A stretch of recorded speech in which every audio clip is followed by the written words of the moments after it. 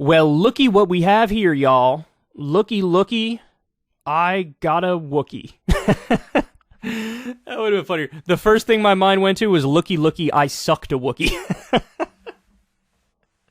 I could have said I got a cookie, but no, let's go with sucked a Wookiee. We're sucking Wookiees today on the Kyle Kulinski Show.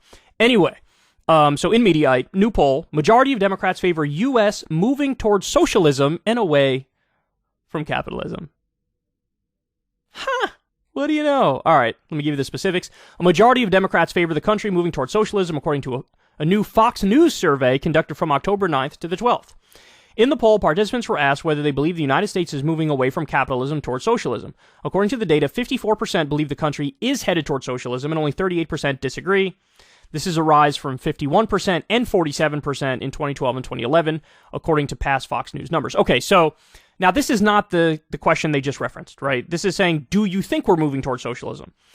On this one, I don't know where these people got this idea from. I really don't, because we're still, in terms of the policy that we have implemented, it's we live in the neoliberal era. Ever since Ronald Reagan and onward, under every Republican and Democrat since Ronald Reagan, it's very like lean heavy on privatization, lean heavy on deregulation, cut taxes for the wealthy. There are tweaks around the edges, and sometimes the Democratic presidents sort of halt the move in the wrong direction, but we're still solidly in that era. Biden has broken from the neoliberal era in some minor ways, like with the student loan debt reduction, but, we're still in that era. So for 54% to say we're moving towards socialism, it's like, I wish. I mean, what? If we did Medicare for all, then yes, true. We'd be moving more in that direction. If we had sectoral bargaining, that'd be great. We'd be moving in that direction. I don't think it's fair to say we're already moving in that direction. Respondents in the poll were asked if they favor moving in the direction of socialism. Broken down by party lines, a majority of Democrats say they do, while just about all Republicans do not. Now, that line is not true, and you're about to see the number in a second. While only 32% of respondents overall believe a move towards socialism is a good thing, 53% of Democrats say it is. Now, my guess is that's mostly the younger Democrats who feel that way. Now, that's just a guess. You'd have to actually look at the demographics and the breakdown. That could be wrong, but my guess is it's the younger Democrats. 53% say, a move towards socialism is a good thing. Just over a third of polled Democrats believe such a move is a bad thing, while 83% of Republicans oppose socialism, and another 14% approve. 14% of Republicans approve of socialism. I don't know why. I find that number fascinating. That's amazing. So, a little more than 1 out of 10 Republicans say, I'm a Republican, I'm a right-wing guy, but, viva la revolution, bitch. Let's nationalize everything.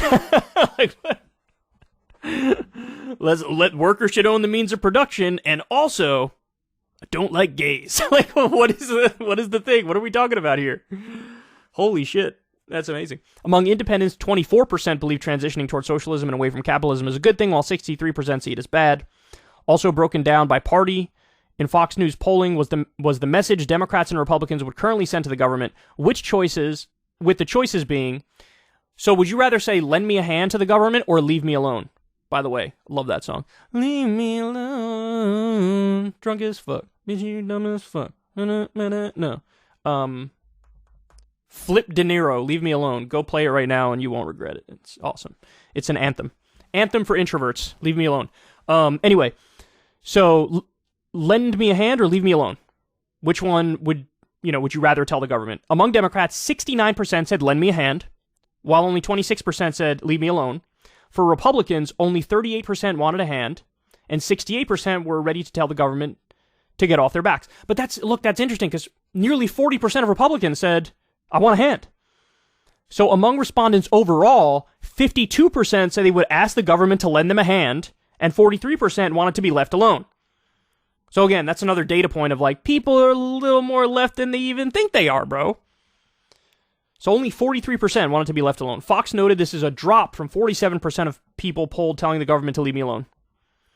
So in other words, people understand. Look, I think it has a lot to do with the pandemic. I mean, when people got those $1,400 checks, they were like, oh shit, this helped, and this was the government helping. That definitely might have something to do with it. So yeah, look, interesting stuff, man. I am not surprised. I'm a little surprised, but not really. at the 53% number for Democrats, because I think it's mostly the young Democrats. And you got to understand, us somewhat young people, not all that young anymore, but millennials, right? We grew up, in an era where George W. Bush was horrendous. He gave us at least 2 illegal wars. He gave us a subprime mortgage crisis and a Great Recession. Everything blew up. Like, it was traumatic. 9/11, like, all these things happened in our childhood. And, then you have Obama comes in, doesn't really deliver on his promises, right? And, like, there's going to be an increase in extremism or radical politics in both directions, because the status quo has been fucking everybody this entire time. So a lot of people are going to go, extreme right, and a lot of people are going to go so-called extreme left, because they know the status quo is not sustainable. They know that. And so, 53% of Democrats say, we should move towards socialism. And my guess is that 53% that wants to move towards socialism is more educated on socialism, Now, if you get specific with them and you say, should the workers own the means of production? Maybe they would pump the brakes and be like, I don't know about all that. But, if you float ideas like universal health care and paid vacation time by law and unionization and higher minimum wage and all these things, it wouldn't even just be the people who are saying they're pro-socialism that support that. It would be, that's why it's like an 80% issue to raise the minimum wage. Like, it crosses partisan divides.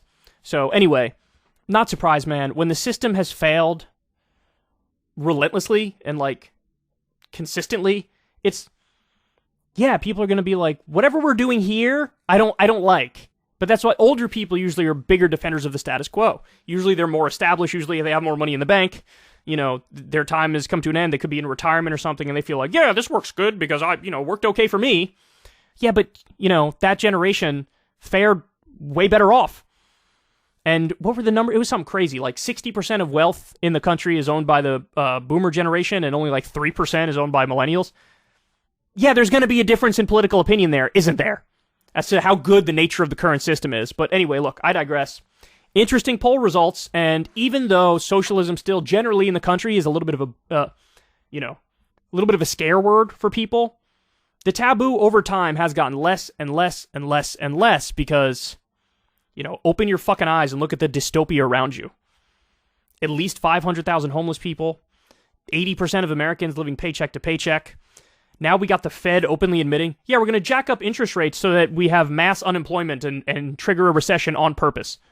So wait, your solution is to, just plunge millions of people into poverty? And then you want to turn around and say, well, this is the best system we could ever do. I mean, we can't do any better than that. What? So purposefully plunging people into poverty is it's the way the system works, and that's just what it is. It's the best one we got. Oh, stop it. Stop it, dog. It ain't gonna work. That socialism number is gonna go up even more. All right, guys. That's the show, y'all. I love y'all very much. Do me a favor. Subscribe on YouTube. Some percentage of the people who watch the show don't subscribe. 20, 30%, something like that. Please subscribe. Try to get me to 1 million subzzacs. I really appreciate that. Comment while you're at it. Click that little bell notification so you know every single time a video drops. Don't forget to comment and tell me my schlong is tremendous. I need to hear that the schlong is swangin'. And you say, you got a swangin' D, Kyle. That is one swangin' peepee. That's what I want to hear. And don't forget, you can now listen to the show on the podcasting apps. I listen on Spotify all the time now. So definitely check that out if you haven't yet. You can hear the full show, not just the little individual clips like we get on YouTube. And a big shout out, of course, to all the patrons. You guys keep this show going. So consider supporting on my Patreon. Link is in the video description box below. You can support there. Just donate like $2 a month, $5 a month, whatever, $7, whatever. Go nuts and give me $7 a month, and it goes a long way. And again, we've never had a conversation with an advertiser. Very, very proud of that fact, and that's possible because of you guys. And big shout out to everybody who supports Crystal Kyle and Friends on Substack. Definitely check out our conversation with Owen Jones. We're talking to Owen Jones tomorrow about UK politics and one of the most disliked prime ministers ever. So that should be fun. I love you guys. I'll talk to you soon. Peace. If you want to see me and Crystal Ball interview legends like Noam Chomsky, Cornel West, and more, subscribe to Crystal Kyle and Friends on Substack. $5 a month gets you the video version a day early. Remember, we take 0 ad dollars for this podcast. Or you can sign up on Substack for free and get the audio version a day later. Link in the video description box below.